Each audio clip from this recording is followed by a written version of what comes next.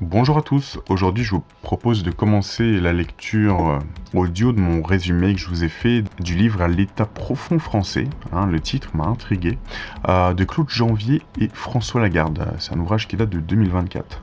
Donc c'est juste un résumé de 12 pages en PDF. Vous pouvez le trouver dans le lien que je vous mets à l'écran ou en description. L'amertume française provient de dirigeants sous-qualifiés et corrompus, asservis à une oligarchie financière mondiale apatride, utilisant des médias propagandistes pour écraser le peuple. Ces élites, ivres de pouvoir, s'enrichissent et maintiennent leur statut. La France, ombre d'elle-même, est un asile psychiatrique à ciel ouvert, où règne folie et cupidité, masquant son effondrement derrière une fausse liberté infinie.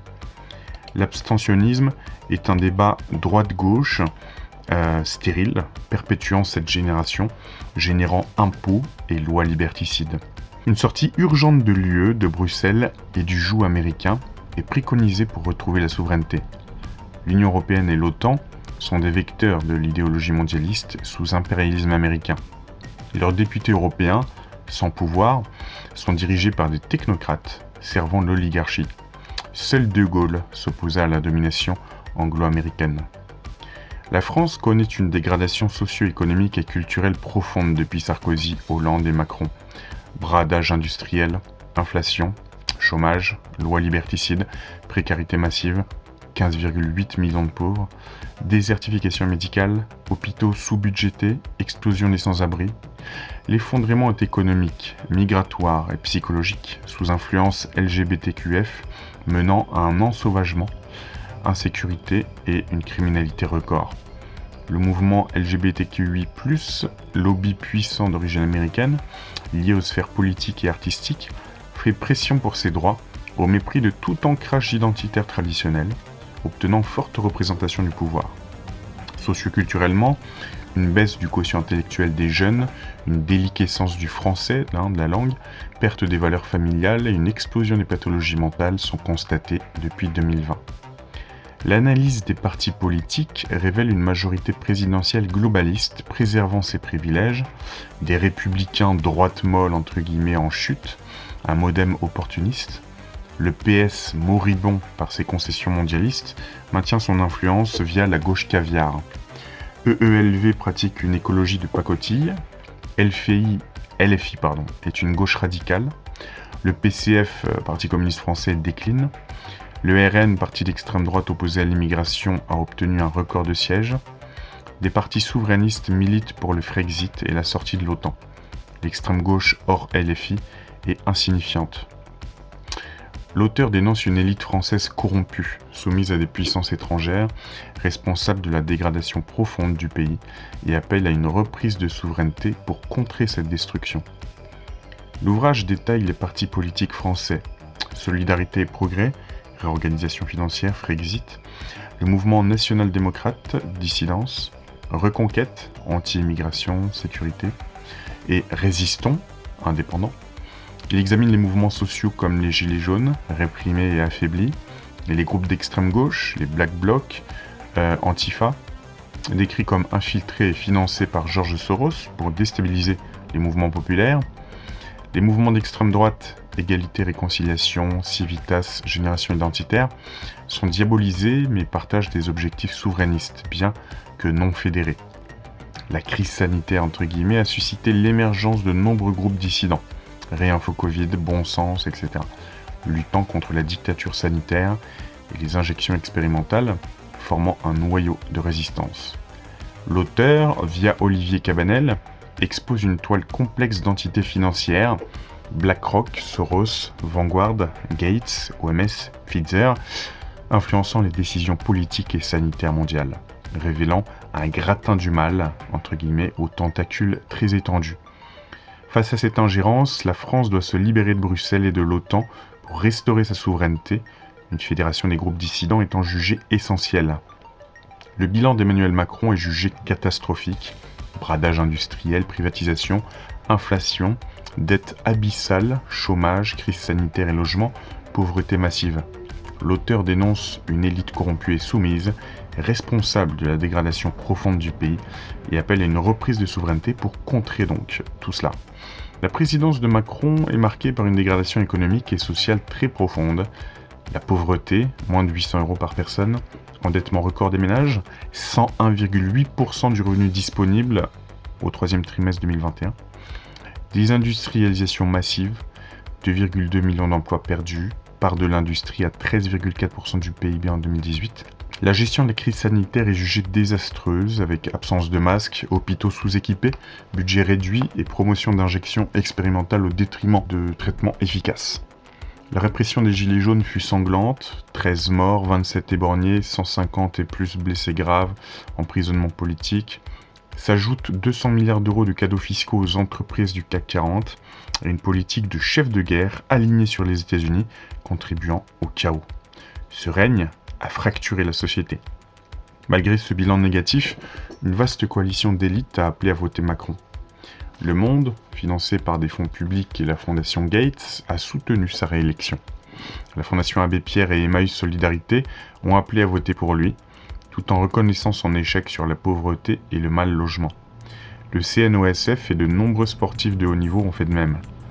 Le Pacte du pouvoir de vivre, alliance de 65 organisations, a appelé à faire barrage l'extrême droite malgré les critiques sévères du quinquennat Macron sur le climat, la pauvreté et le dialogue social. L'UNIOPSS, des artistes, des professionnels de santé, dont le docteur Blachier, ignorant la destruction du système de soins, des universitaires et une multitude d'associations, LDH, Oxfam, SOS Racisme, ont également soutenu Macron.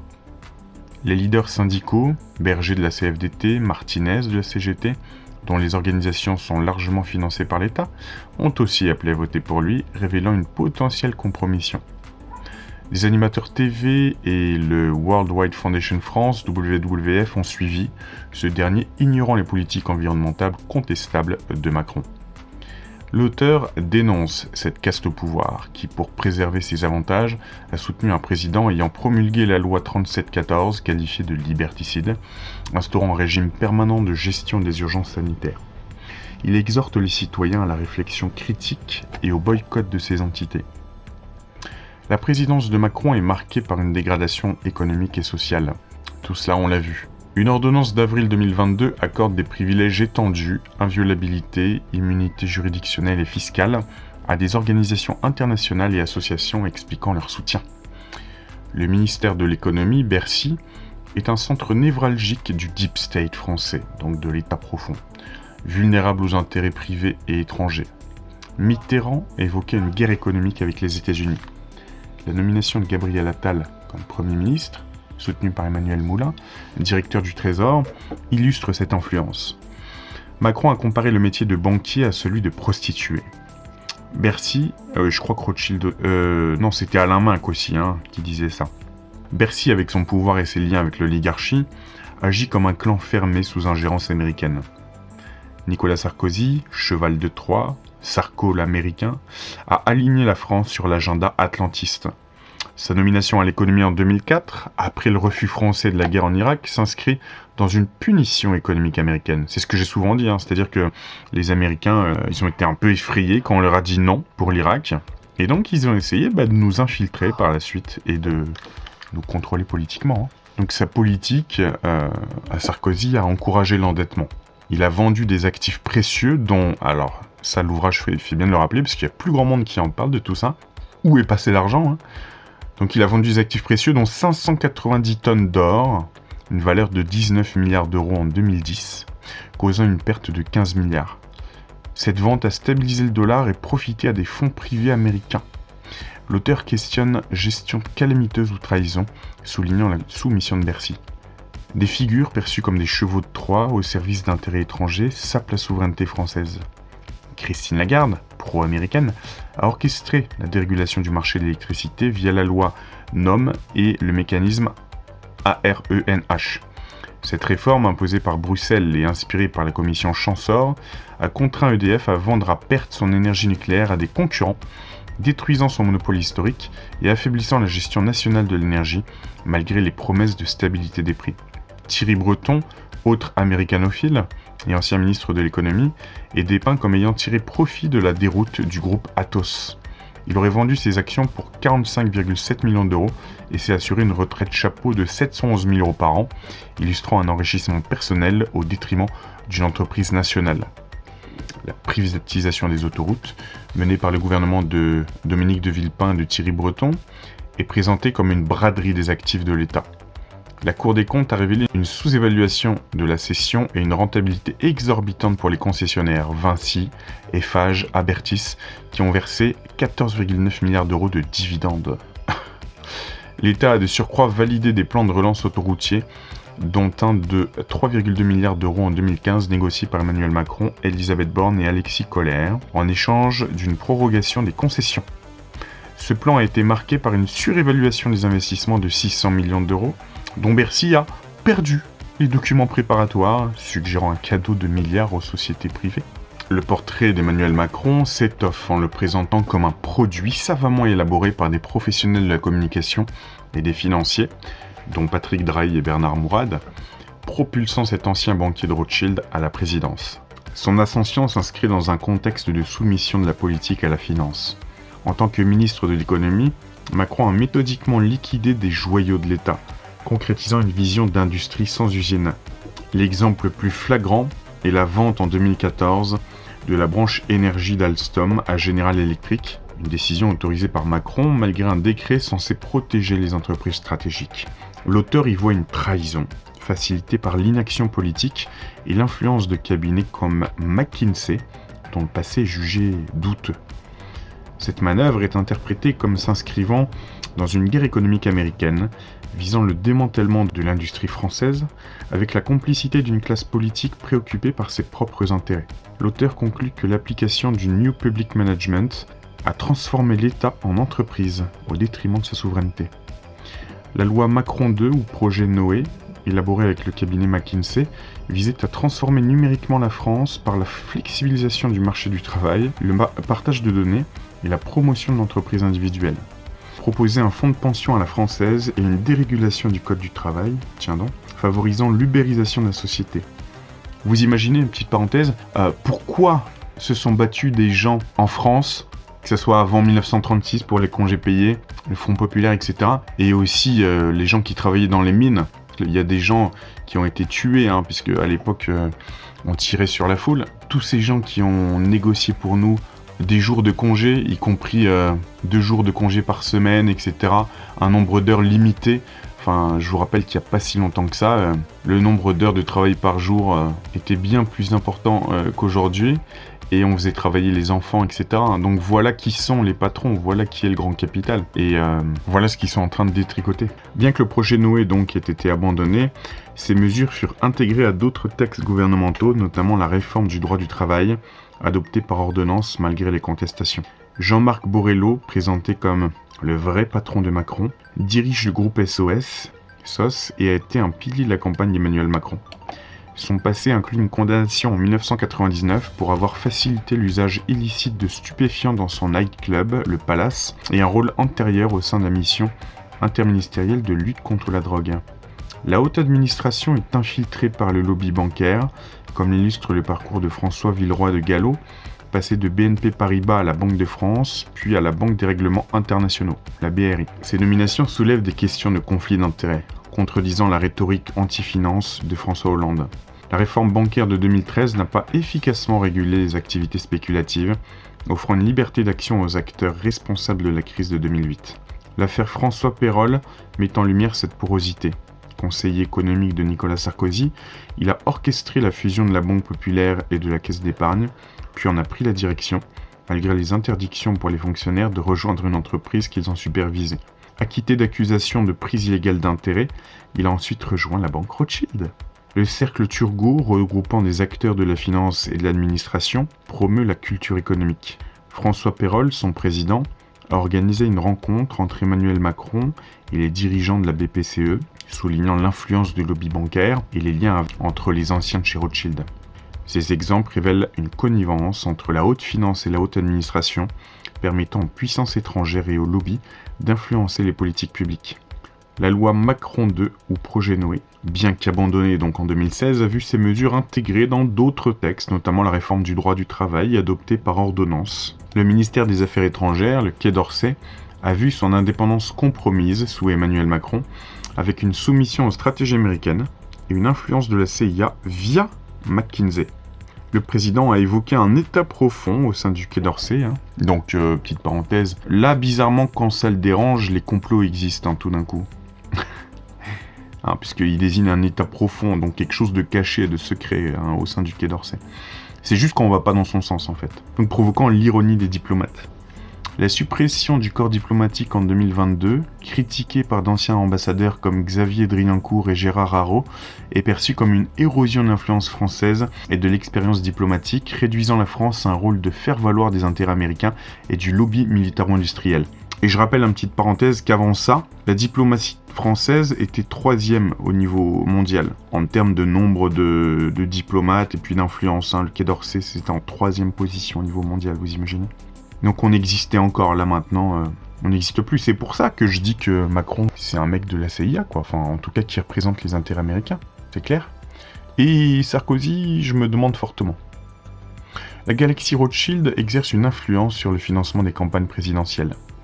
Macron, en difficulté pour financer En Marche, a sollicité ses relations Rothschild et Pierre Donnersberg, qui a organisé une assurance pour sa campagne.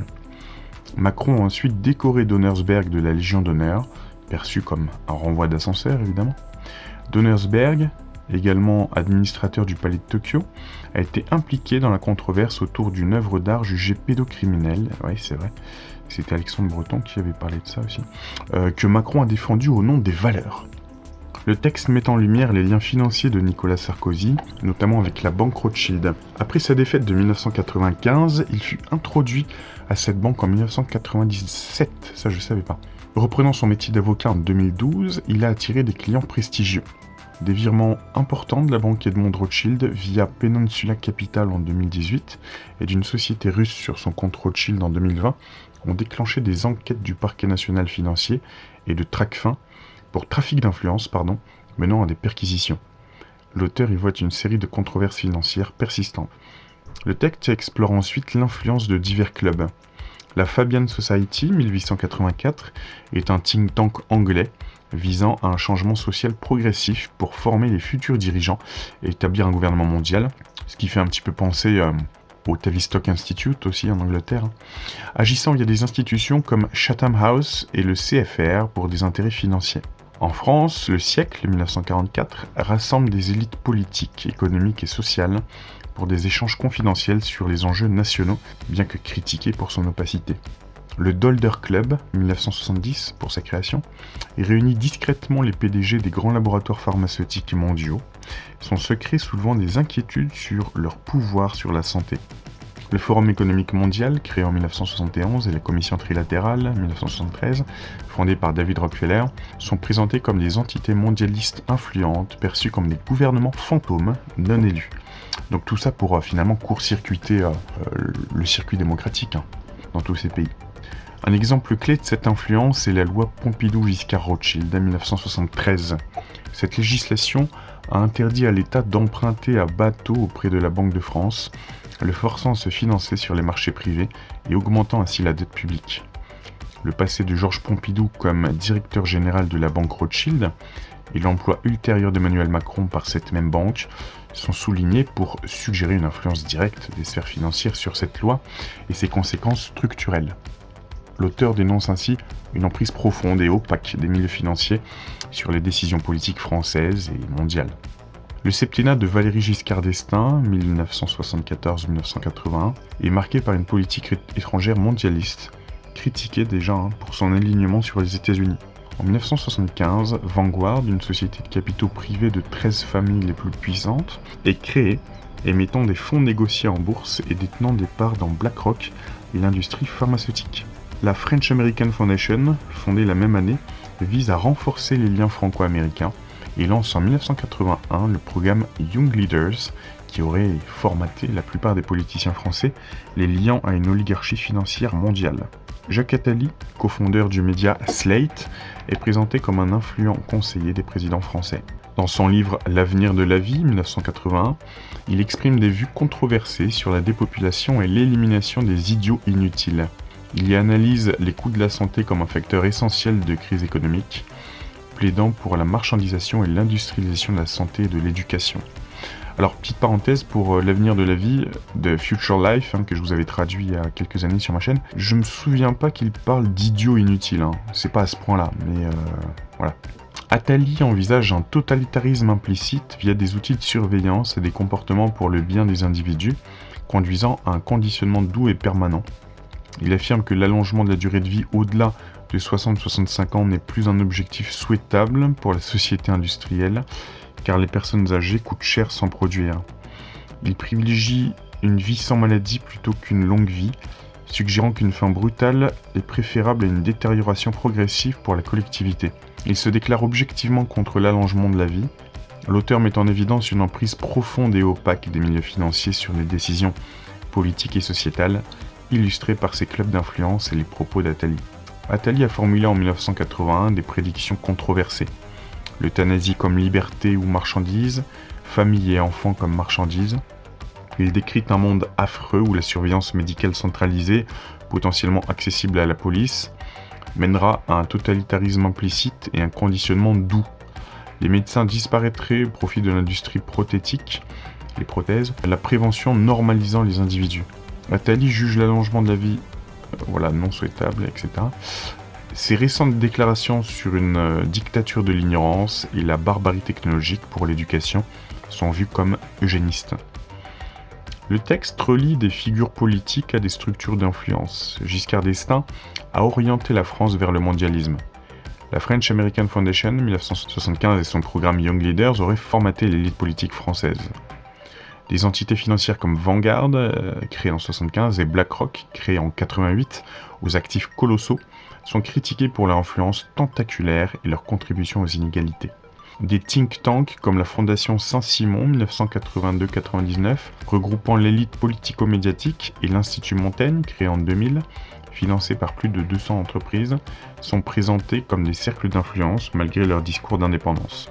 La Fondation Jean Jaurès, 1992, liée au PS mais perçue proche du pouvoir, est critiquée pour s'éloigner de l'idéologie de son éponyme, donc de Jean Jaurès. Le Club des Vigilants 1999 est un club d'influence d'extrême droite. Des figures politiques comme Mitterrand, au passé vichiste contrastant avec son engagement européen, et Chirac, aux positions fluctuantes mais opposées à la guerre en Irak, sont présentées. L'introduction de l'euro en 2002 a eu des conséquences sur la souveraineté et la solidarité. Les Young Global Leaders de Klaus Schwab en 2004, dont Emmanuel Macron, sont un réseau d'influence mondialiste opaque.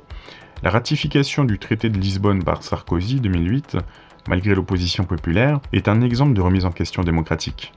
L'auteur révèle une emprise opaque de cercles financiers et d'influence sur les décisions politiques et sociétales, où idéologie controversée et intérêt économique priment sur la démocratie et l'intérêt général. L'école d'économie de Paris, PSE, est jugée résolument internationaliste et tentaculaire. Terra Nova, think tank lié à Rothschild, est critiqué pour son rôle de groupe de pression œuvrant pour les politiques néolibérales. Et j'ajouterais aussi féministe, si je me souviens bien. Enfin, pseudo-féministe. Le Cercle Turgot est une autre plateforme d'influence financière. La réintégration de la France dans l'OTAN par Nicolas Sarkozy est décrite comme une perte de souveraineté stratégique au profit des États-Unis, qui dirigent un petit peu de toute la politique de l'OTAN, évidemment, et de leur idéologie guerrière, après celle monétaire avec l'euro. Les promesses non tenues de François Hollande contre la finance et sa boutade sur les 100 dents illustrent une déconnexion des élites. Le premier quinquennat d'Emmanuel Macron est vivement critiqué pour des promesses brisées, le détricotage des institutions, la répression des gilets jaunes, des privatisations, la réforme des retraites et une gestion calamiteuse de la pandémie. L'agence Still & Holt, gérant la communication macroniste, est mise en lumière pour son influence et ses liens avec des assassins financiers conseillant des hedge funds. La cancel culture est analysée comme un phénomène américain qui, sous couvert d'éthique, porte atteinte à la liberté d'expression, censure les opinions divergentes et ouvre la voie à la cyberintimidation. J'aime bien ce terme. Le Dolder Club, réunissant des dirigeants pharmaceutiques mondiaux, est reçu discrètement par Macron, est présenté comme un groupe opaque exerçant des pressions pour des politiques favorables à l'industrie. De toute façon, petite parenthèse, Macron avait déjà des liens par exemple avec Pfizer, puisque il avait vendu la division nourriture pour enfants de Nestlé à Pfizer, si je dis pas de bêtises. Pfizer, comme Bayer, Monsanto, etc., je le répète, c'est des groupes qui maintenant s'occupent à la fois des médicaments, de votre santé, et aussi des aliments que vous ingérez ou que vous mangez. Donc on peut se demander si ils mettent pas un peu de poison dans les aliments pour vous vendre des médicaments derrière. On peut se demander de façon légitime. Je continue. Le mouvement des Gilets jaunes est dépeint dans le livre comme une protestation massive contre les inégalités et les politiques gouvernementales, marquées par une répression sévère et des conséquences tragiques, révélant le fossé entre élite et classe populaire. Les déclarations de Laurent Alexandre, élite égale Dieu, Gilets jaunes égale inutile, et de Jacques Attali, souverainisme égale antisémitisme, sont dénoncées comme méprisantes, simplistes et dangereuses, visant à discréditer les voix dissidentes et à instrumentaliser l'antisémitisme. L'auteur dénonce l'emprise opaque de cercles financiers et d'influence sur les décisions politiques et sociétales, où idéologie controversée et intérêt économique priment sur la démocratie et l'intérêt général. Voilà, écoutez, on est à peu près à la moitié de mon résumé, que vous retrouvez dans un lien en description. Je vais aussi mettre le lien vers l'ouvrage, pour le faire connaître un peu, l'État profond français. Et en somme, oui, on peut dire que ça résume bien à peu près tout ce que j'ai dit sur cette chaîne depuis des années. Voilà. J'espère quand même que vous apprenez des choses, quand même, il me semble, parce que le Dolder Club, je pense pas que vous connaissiez. Voilà, écoutez, je vous dis à très bientôt pour une prochaine vidéo.